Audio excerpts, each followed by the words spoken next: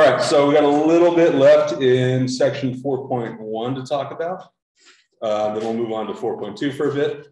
Any questions before we keep going? I believe you have a web work tonight, do you? Okay. There we go. All right, so same, kind of do a few more examples. So a lot of the functions we looked at last time were, x squared, sine of x, x cubed. So for many of you, I believe that you probably see those functions and a picture pops up in your head of what they look like. So let's do an example where I'm pretty confident nobody in here knows what that graph looks like. I don't. So we can start finding the extrema on it. So I have a polynomial function on some closed interval. I'm just calling back to last time. Does there have to be a minimum and maximum for this function on that interval? Yeah. Okay. Ever heard of vote for yes and vote for no? It's continuous always, so it's continuous on the interval, right? And what's true about the interval itself that's important? It's closed. It contains both endpoints and all the points in between. So those are the two conditions you need to meet. So long as you have a function that's continuous on a closed interval, then whatever absolute min and max we figure out have to actually be on the range of that function. All right, so we want to find the extrema here, and I'm not specifying, so I want to find all the absolute extrema and all the local extrema. Where do you want to start? What's that? Find the derivative. Okay, what is the derivative?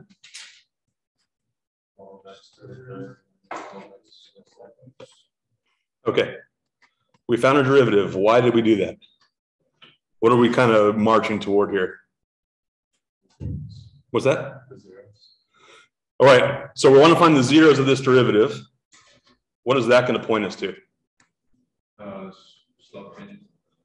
Right, slope changes. So if the slope changes, like if it goes from positive to negative or negative to positive, what kinds of points are we looking at? Or what are we trying to find? So, we're looking for, I don't want to draw it. You said we're looking for where the slope changes, right? So if it changes from positive to negative, or negative to positive. So if it changes from positive to negative, what kind of point do we just find? That's a maximum. What kind of maximum? Local. A local. So that's kind of what I was going toward here. This thing, we just found a derivative. This is going to help us find local extrema only, right? I mean, it might incidentally find some absolute extremes, but we may not. So, is there any way this derivative will not exist? Why not? It's a polynomial, right? So it cannot be undefined. It just cannot be. All right, so we got this equal to 0. So we're going to solve this equation. How can I solve this equation?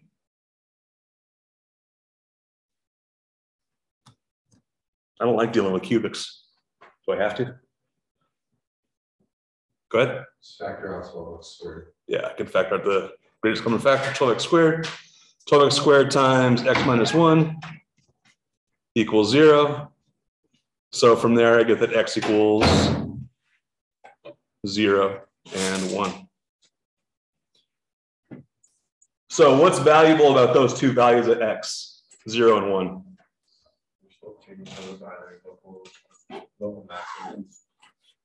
So, right. So first of all, let's just kind of call back some vocabulary. What do we call these things? What is that? Those are critical numbers, right? Or critical points. Critical numbers. Do those have to be local maxes or local mins? Yeah. Solomon said yes. Jarek shook his head no. It might not be, right? Yeah. So I think the very last thing we did on Monday is we saw an example of a critical point that was neither a minimum nor a maximum. So we really do have to check. So how can we check? Do you remember what we did last time to see what kind of critical numbers we have? Yeah, so let's look at every side. So my preferred way to organize this, and you can, whatever makes sense for you to keep track here. So I'm going to graph x values versus f prime of x values. We know that the derivative at those two x values is 0. And just to kind of reiterate from last time, so clearly we found those zeros. The other equally important thing we found is that that derivative cannot equal 0 anywhere else, which means everywhere in here it's either positive or negative. It cannot be both. Because if it's both, it doesn't mean it has to be 0 somewhere. I don't like the way I said that. Let me start again. So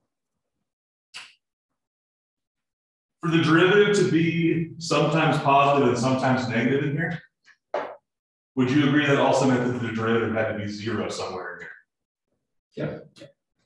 But I already proved that the derivative can equal 0 nowhere else.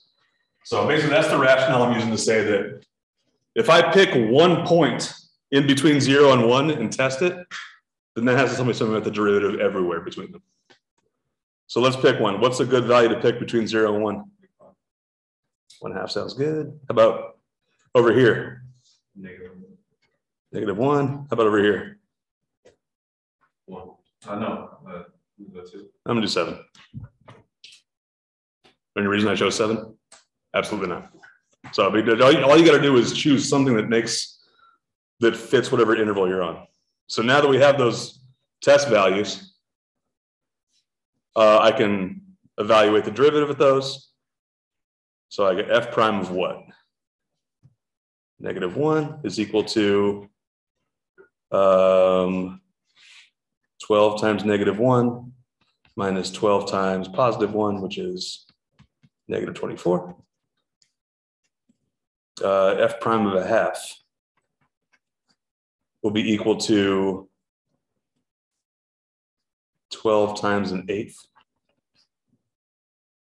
minus 12 times 1/4, which is equal to what? 1.5 minus 3.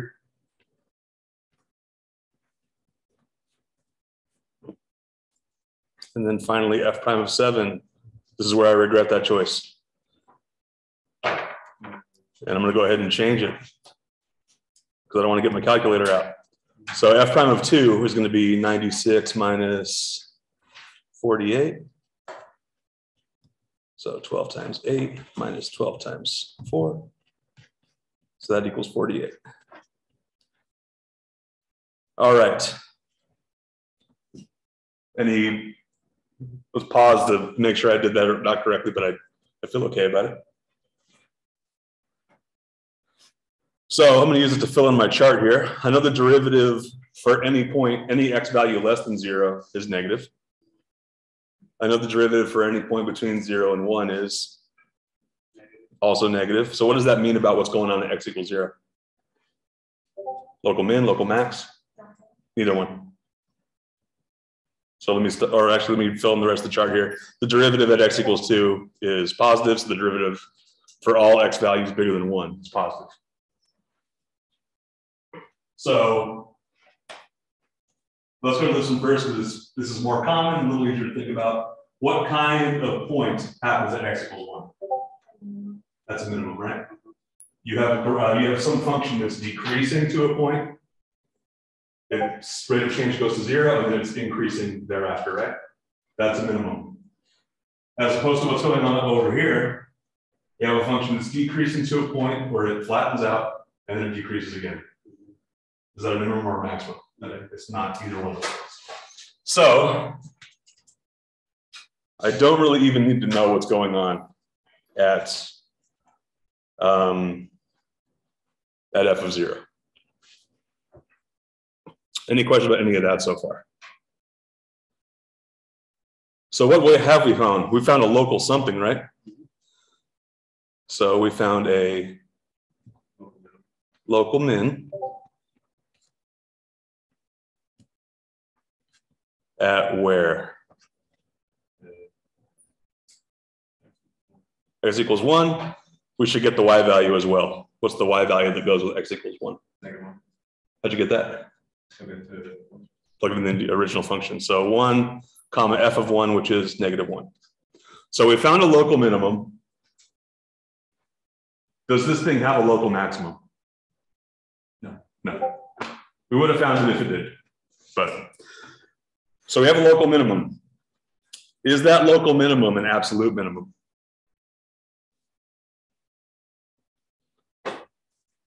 I don't think we can know that. So we're done looking for local extremes. What else do we need to do now to look for absolute extremes? Plugging those two on the closed interval into the original function. Those two what? Those two values, like the -1. Okay, so the end values, right? Yeah.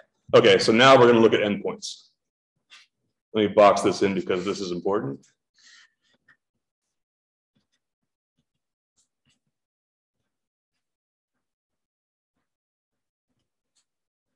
The endpoints, so f of -1 and f of 2. What is f of -1?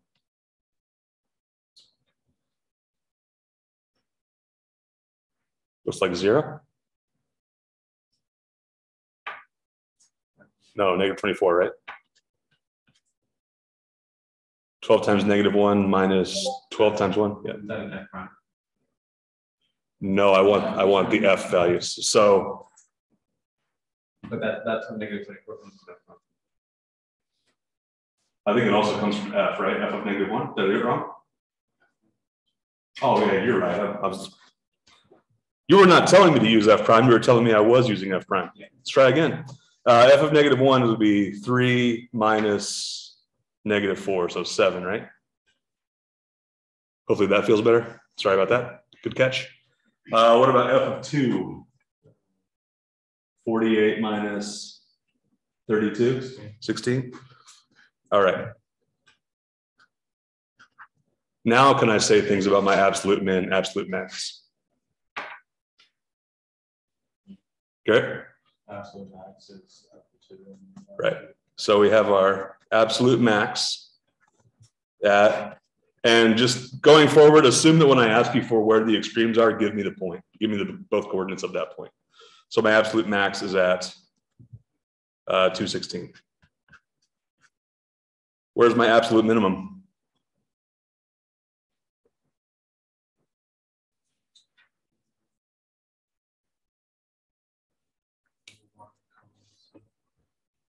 I do not think it's at -17. It's the same as the local. It's the same as the local min.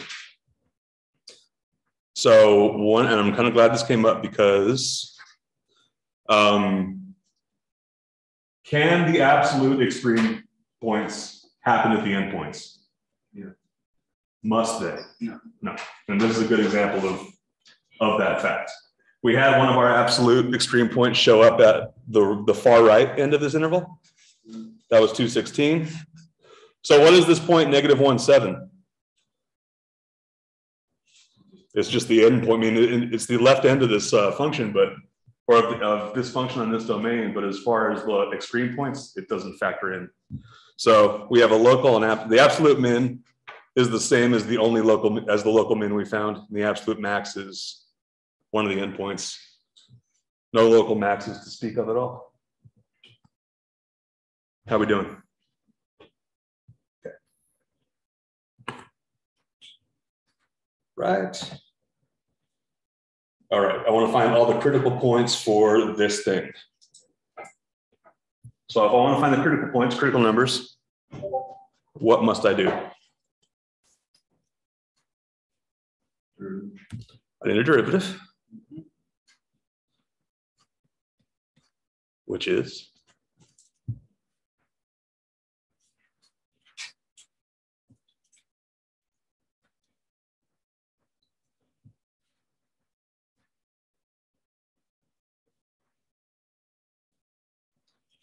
let's ask this. What do we have to do to find a derivative of this kind of thing? Chain rule.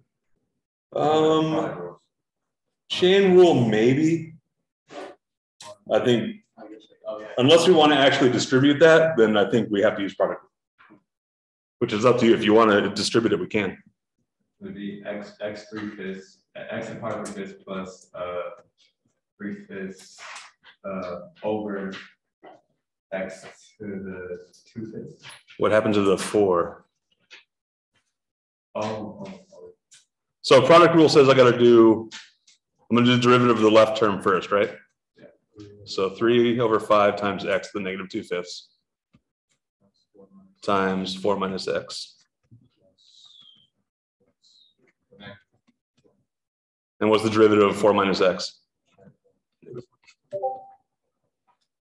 All right, so can we clean this up a little bit?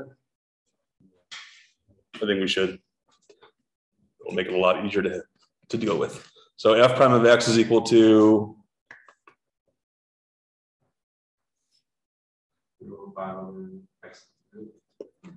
so 3/5 times x to the 2/5 times 4 minus x minus x to the 3/5. We okay with that?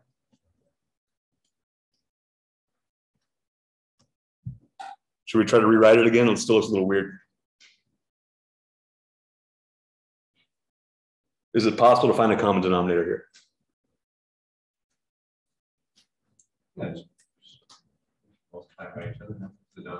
Yeah, so this denominator is 1. I think probably the best way to go is multiply both numerator and denominator on this one by 5x times 5x to the 2/5. So now I'll get this derivative. F prime of x equals 3 times 4 minus x minus, what is x to the 3/5 times x to the 2/5?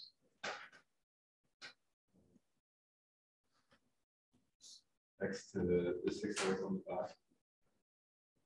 No, what do you do when so you multiply like bases. So, not when you multiply, right? So, what do you do with the exponents when you multiply these two things together? Yeah, right. So it's just 1. So that was nice.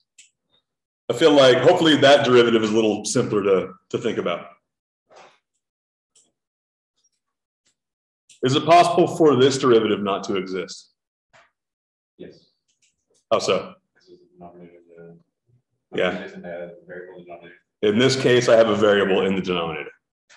So I know I have, so let's just make a list of the critical points. X equals 0, right? Because f prime does not exist. What else?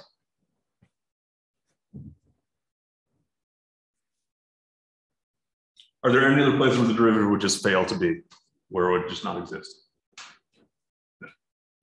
Okay, so where else do we have to look for critical points? Wherever that function is 0. Right, so now I got this 3 times 4 minus x minus 5x over 5x to the 2/5 equals 0. How do I solve this thing? You can't multiply both sides by 5x. Right? Why not? You could multiply by 0, it's just going to become 0. Okay. That works? You can always multiply both left and right side by the same thing. I mean, it seems weird because it's just going to get annihilated. But let's think about it another way. Let me make something simpler. If I have a divided by b, and I say that equals 0,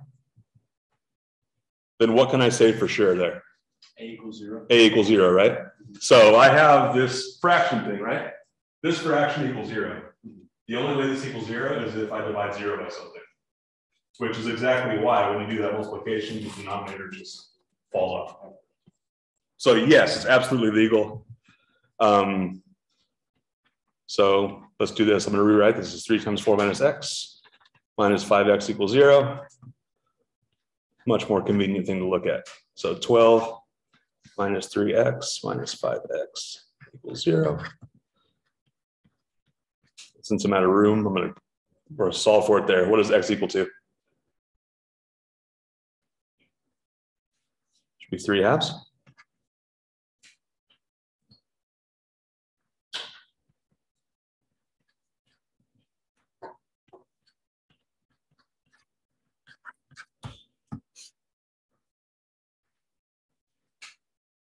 8x equals 12. Yeah. Wouldn't that be 8x? You said 7x. No, he's just putting an arrow. Oh, yeah, sorry. I'll make that more clear. Yeah, this arrow means the thing on the left implies the thing on the right.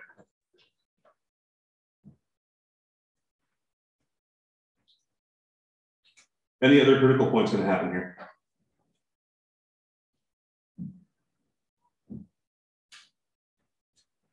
I believe it's only those two. Any questions about this? Okay.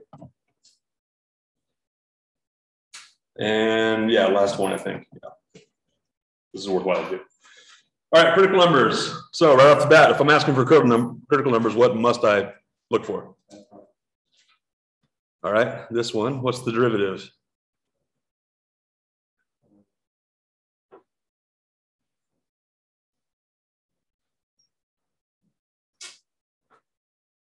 One over x to the, no.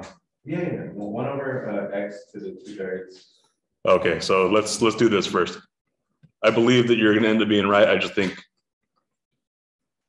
I'm going to advocate for baby steps here. So power rule lets us do that. And then I can rewrite as 1 over 3x to the 2/3 minus 2 over 3x to the 1/3. Okay. Now what?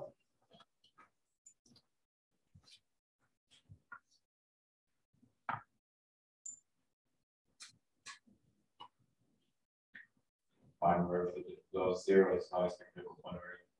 Zero is a critical point. How come? Because it puts 0 into the denominator. Both denominators. Okay, so if x equals 0, the derivative is not going to exist. So that's good to know.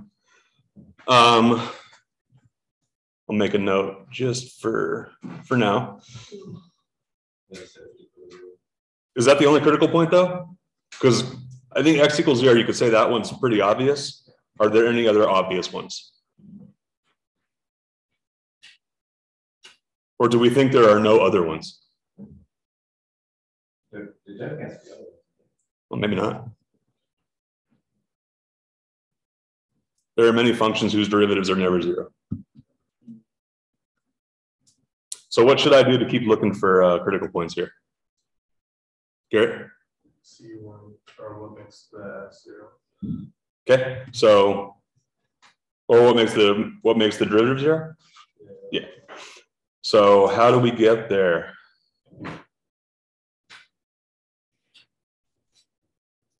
So yeah, in addition to knowing that what's going to make the derivative undefined is a critical point, but now we have to solve this equation.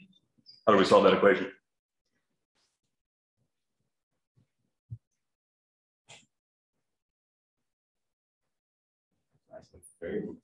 How? Go ahead, Marcus. Okay. Yeah, get a common denominator. What would a common denominator be in this case?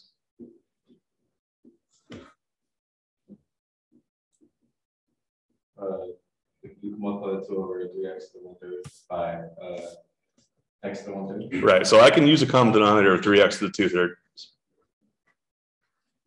So this term's going to be 1. This other one's going to be minus 2 times x to the 1/3 is equal 0. So do we think we have more than one critical point to look for? I think now we have a fighting chance of finding that second critical point, but I think in this form here, it's probably not clear that we need to keep going. So just like last time, we can do this, right? So 1 equals 2 times x to the 1/3. X to the 1/3 equals a half. So x equals what?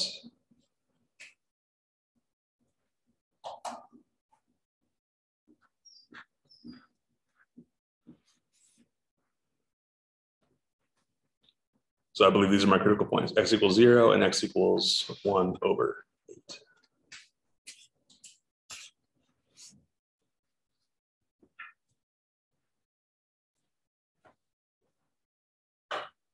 Any questions here? Okay. So that's all for 4.1.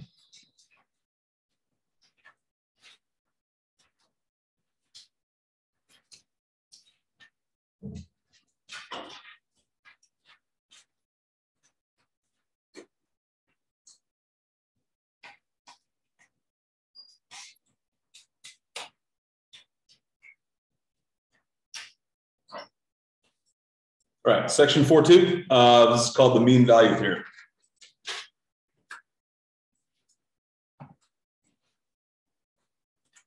Right, so let's think about something here. So I'm giving you a function that's continuous on some open or closed interval. The derivative everywhere, it exists everywhere on the open interval. And I'm also telling you the ends of the function are equal to each other. So infinitely many ways this can look. I will give you just one. So here's A, here's B, here's some Y value.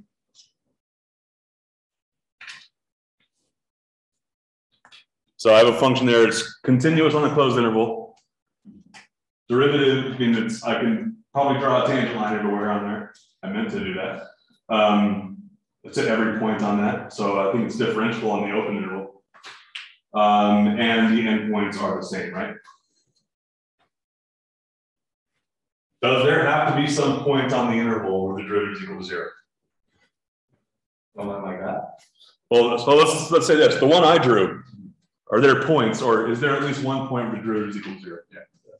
Could you draw a function that meets all three of these bullets where the derivative is never equal to 0?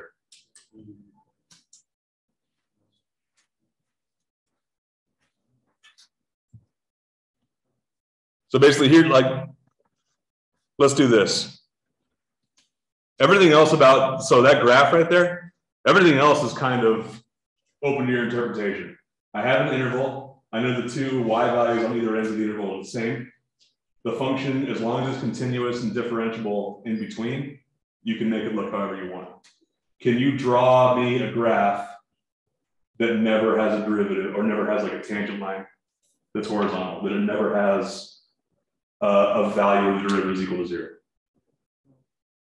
I got one vote for no. Right?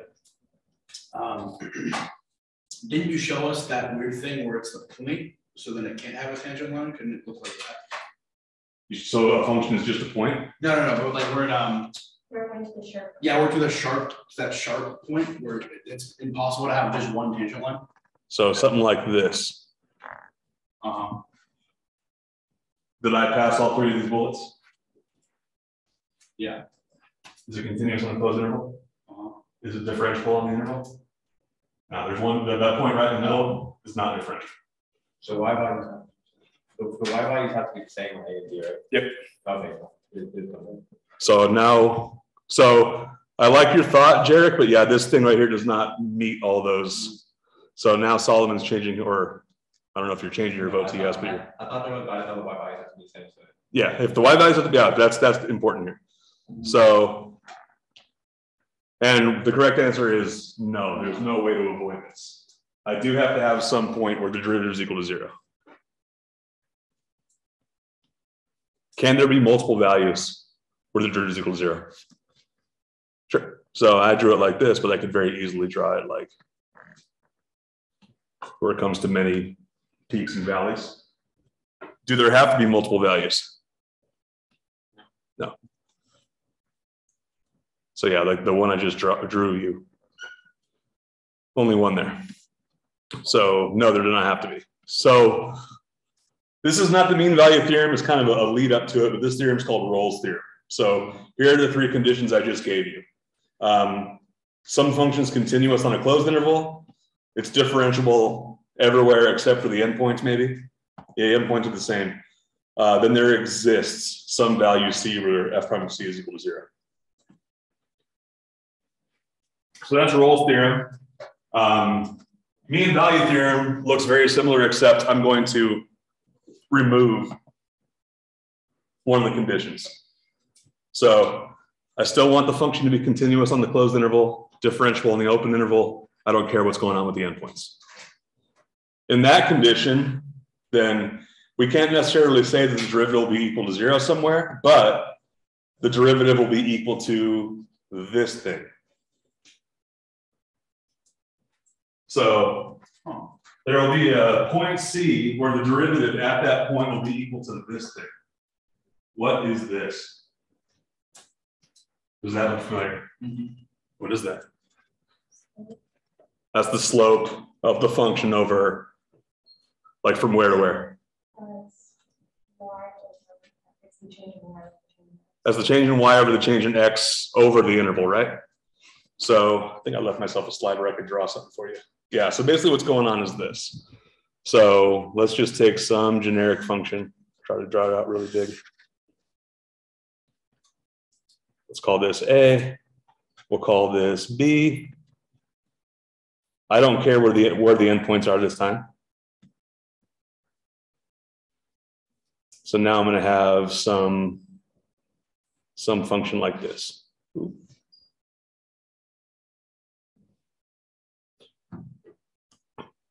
And with the mean value, so is this continuous on the interval? Is this differentiable on the interval? Yeah, it's all smooth. So what we're guaranteed then is this. There's some value C where this thing is true.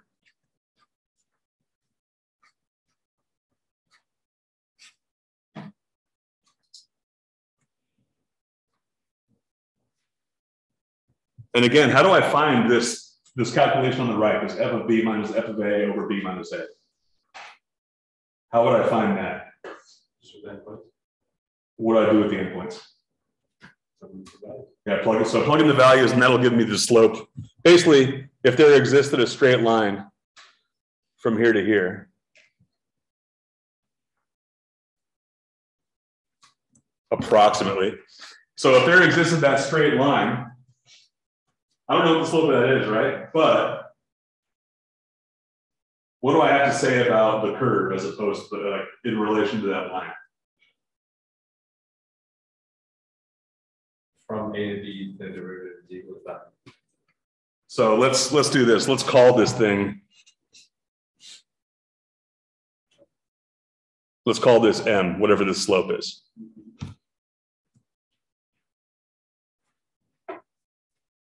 What does the mean value theorem tell us about that curve and that M that we just kind of cooked up? That's the average of the curve? Average, I don't know if I want to say average. What's the mean of the curve? Same word. So the word mean in the theorem, when you say it's the average of the curve, what do you mean by that? Yeah. Basically, yeah, average rate of change. So the average rate of change is what this thing is. This is the average rate of change. Yeah, that thing is slow. Which, if you think about it, when we find the average rate of change of a function, that's what you're doing. You're taking 2 points on a curve and replacing whatever the curve actually does with a straight line and finding whatever that slope is. Because then if you wanted the exact slope, you would use derivative. Right. So, and that's kind of what relates, that's what this theorem relates, right? This right here is the average rate of change. What is this thing? Derivative. It's a derivative. Is that all? Does that have anything to do with change? I think I've asked you approximately 100 times this semester. It's the instantaneous rate of change, right? So that's basically what the mean value theorem does. It tells you that, under the right conditions, there are places where over an interval, the instantaneous rate of change and the average rate of change are the same. Or graphically, like, where do I think this curve has this derivative value? Maybe here. If I were to draw a tangent line like that. Maybe here. I believe at these 2 points, you know, this slope is also M. And this slope is also M. So in the one I happen to draw, there happen to be these 2 points where the instantaneous rate of change is equal to the average rate of change. But again, I'm not guaranteed there'll be more than one. I'm guaranteed that there will be one place where the slope of the tangent line to the curve equals, have I used the term secant line in here before? No. Secant line is basically, you know, it's a line that joins 2 points on a curve as opposed to a line that just crosses or that touches it once. So the line that goes from the endpoint, the left endpoint to the right endpoint, has the same slope as at least 1 point on the curve inside that interval. That's a guarantee. That's a guarantee given what conditions? What has to be true? Is it continuous on a closed interval? Right. So right. So and this one is it continuous on the interval? Yep. Is the derivative always defined? Yeah. Yeah. And I didn't have any like weird, like I don't have any like vertical tangents or anything like that. I don't have any hard corners. So I believe the derivative exists everywhere. It's clearly continuous everywhere. So yes, the mean value theorem will have to hold. And the Rolle's theorem, the thing I showed you, if the endpoints are the same, what's the slope? What's the average rate of change over the whole interval? 0, which is basically the mean value theorem is just, it absorbs that other theorem. Rolle's theorem is the mean value theorem when the slope is 0. This doesn't care what the slope is. Any questions on kind of how this thing works? All right. So this function here, x cubed this.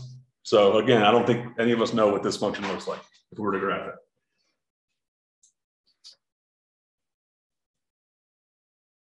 So I'm asking you to find the values of C that are going to satisfy the mean value theorem. But let's back up a second. Does this function have to satisfy the mean value theorem? Let's go ahead and check all the conditions. How do you know it's continuous? Okay, so it's going to be continuous no matter where I ask. Is it differentiable everywhere? So, well, let's make sure. What's the derivative? 3x squared minus 2x. Is that thing going to be defined everywhere? And one thing you probably have already figured it out, but every polynomial function will have a derivative that's a polynomial. So it'll also be continuous all the time. All right, those are 2 conditions. What's the third, or did I have a third condition? I kind of glossed over, but the interval has to be closed. Oh. Which, yeah, so I got a closed interval, continuous on the closed interval, and differentiable everywhere except for the endpoints, which it is. And I'm sorry, I should be clear about that. When I say it has to be differentiable on the open interval, it can be differentiable on the closed interval. It just doesn't need to be differentiable at the endpoints. And I think I have an example of why that doesn't matter in a little bit. So mean value theorem has to be satisfied. Our function meets all the conditions. We're on a closed interval. So the mean value theorem has to be satisfied. So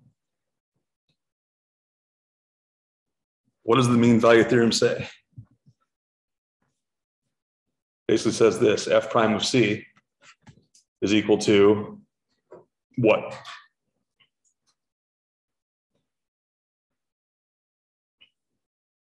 Okay.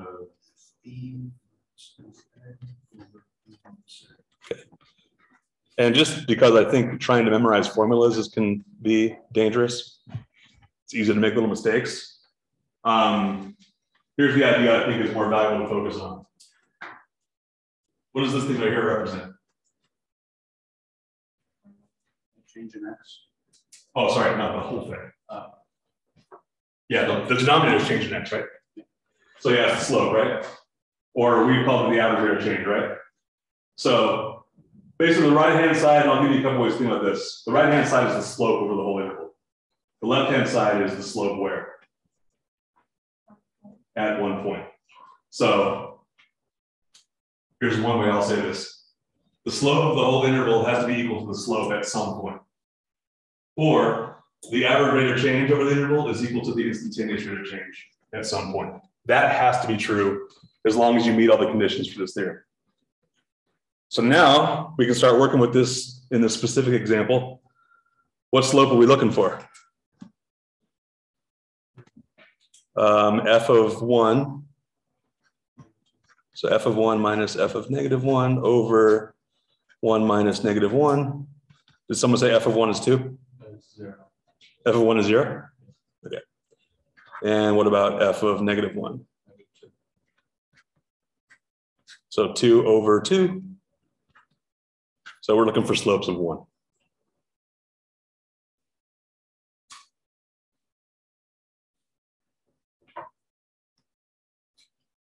So I know this is the case. I know that there's some point C where this is true. 3x squared minus 2x. That's what you call these C's. 3c squared minus 2c minus 2 equals 1.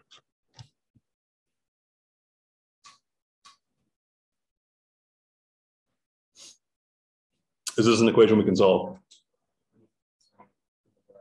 What's that? I plug mine in backwards, yours it's flipped. It's negative. Should be -1. I think. F of 1 is 1 minus 1 minus 2. Yeah. That should be -2. Oh, okay. And f of -1 should be still 0. Okay. We happy now?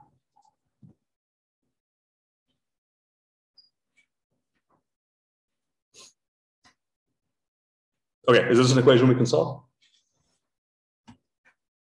All right, so 3c squared minus 2c minus 1 equals 0.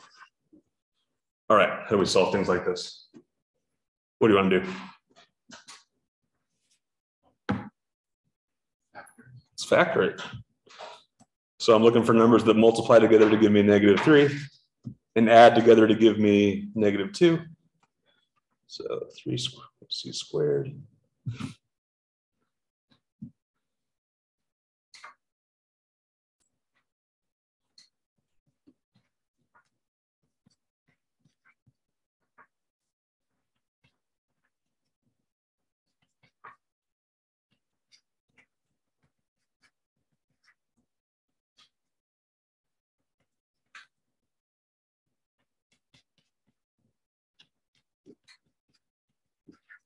All right, so what are my C values? -1/3, +1.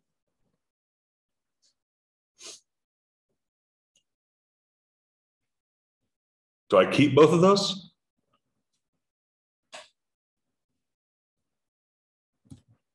Let me ask this, why would I not keep both of them? If it was outside the interval, right? But I think both of these are inside.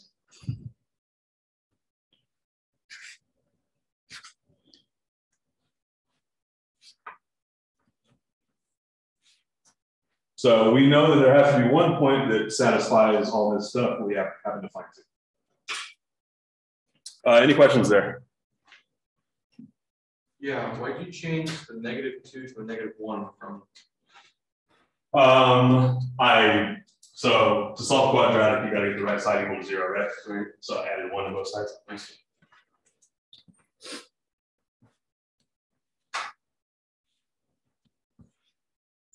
Anything else?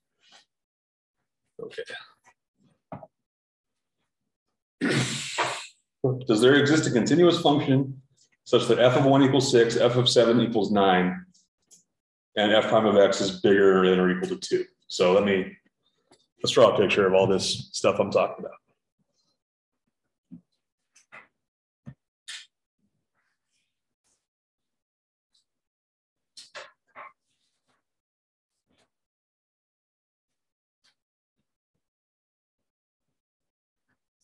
So f of 1 is 6 and f of 7 is 9.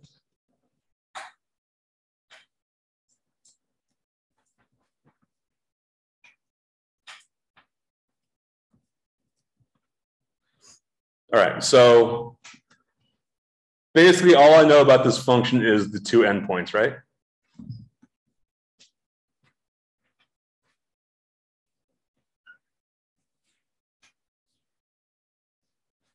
Is it possible for f prime of x to be no smaller than 2 on that interval? So we vote for yes.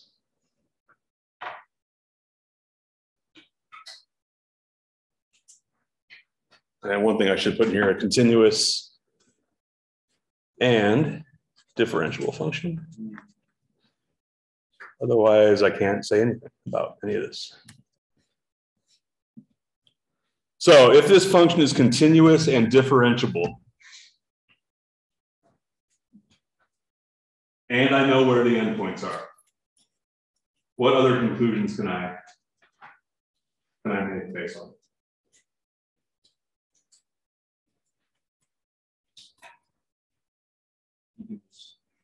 Find the average. I can find what? The average. So I can find the arbitrary change. So how do I do that?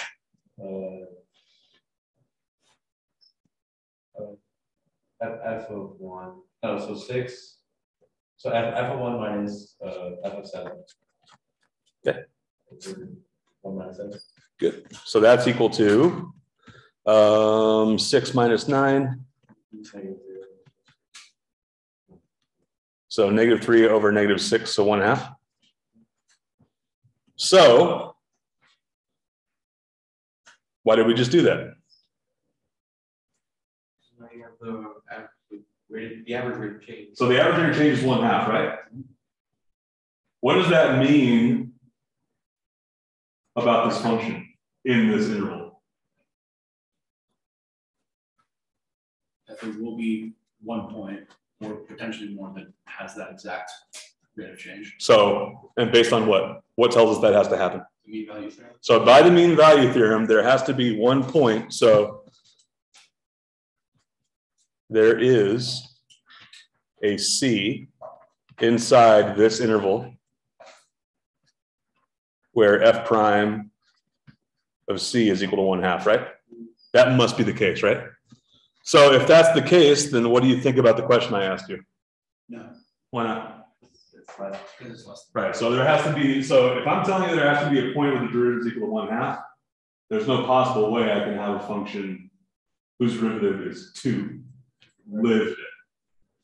Otherwise something gets violated.